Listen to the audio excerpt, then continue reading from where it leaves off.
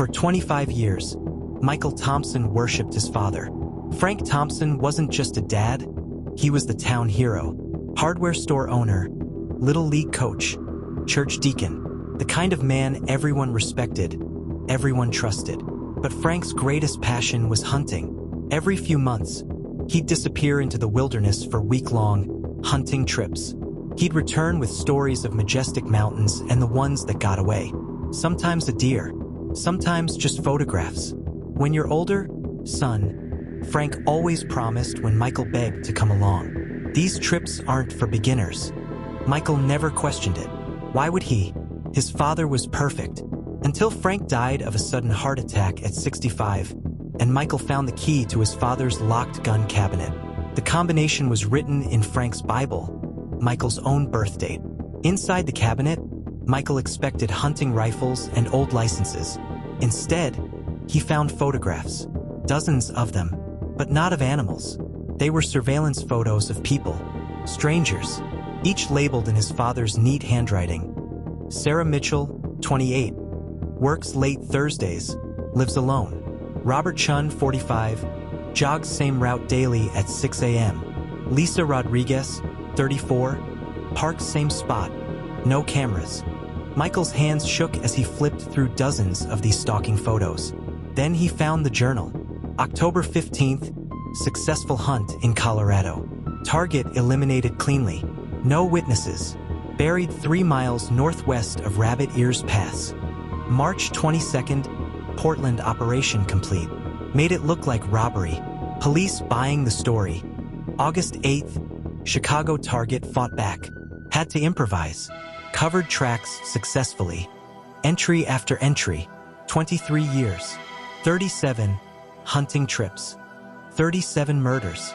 The man who taught him to ride a bike had been one of America's most prolific serial killers. Michael cross-referenced the dates with his childhood memories.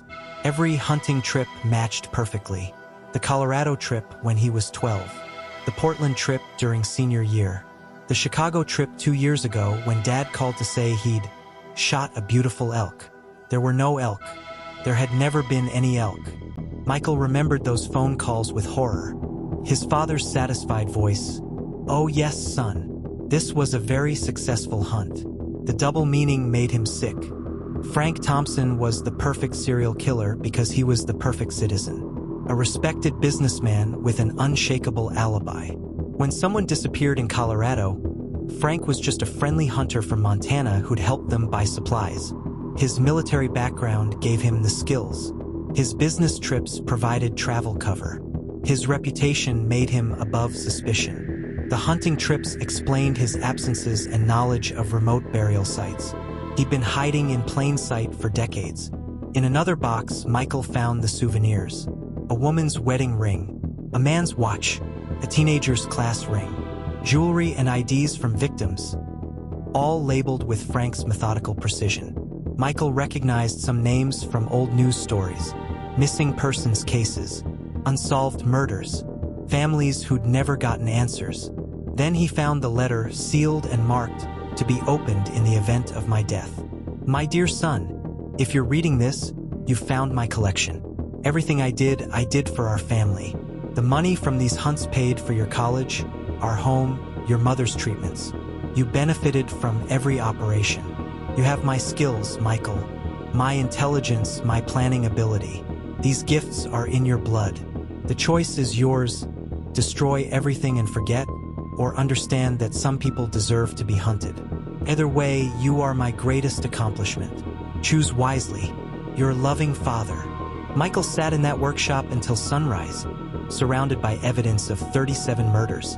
If he went to police, 37 families would finally get closure, but it would destroy everything else. His mother would learn her husband was a monster. Their family name would be forever linked to mass murder. The community would realize they trusted a killer for decades. And Michael would have to live knowing everything good in his life was paid for with blood money. At dawn, he made his choice. He drove to state police headquarters and confessed his father's crimes to Detective Sarah Martinez. This will reopen dozens of investigations, she said in stunned silence. I know, Michael replied quietly. That's why I'm here. The story broke like a bomb. Local businessman was serial killer. News crews descended. Michael's mother collapsed. The hardware store was vandalized by angry crowds who felt betrayed. But families from across the country called, thanking Michael for giving them answers they'd waited decades to receive. Parents who'd spent 20 years wondering about their missing children finally had closure. Painful, but real. The FBI investigation confirmed the worst. Frank Thompson had killed at least 34 people across 17 states. He'd targeted society's forgotten drifters, runaways, elderly with no family, people who wouldn't be missed immediately. The psychological profile showed a highly organized killer with superior intelligence. He'd never gotten sloppy, never left evidence. If not for his sudden death and his son's courage, he might never have been caught. 2 years later, Michael lives across the country, trying to build a new life. He speaks at FBI seminars, helping agents understand how killers hide behind respectability.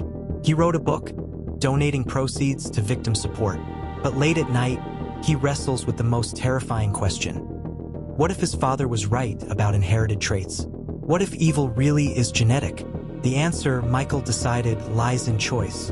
His father chose to become a monster while wearing a good man's mask. Michael chooses to be genuinely good while carrying a monster's legacy. Every day, he chooses to be different. Every day, he chooses to honor victims rather than the killer. Because sometimes the most heroic thing you can do is refuse to become the person you're expected to be. The truth doesn't always set you free. Sometimes it just gives you a different cage to live in. But for 37 families, that truth finally brought their loved ones home. Based on real cases where family members discovered loved ones were serial killers.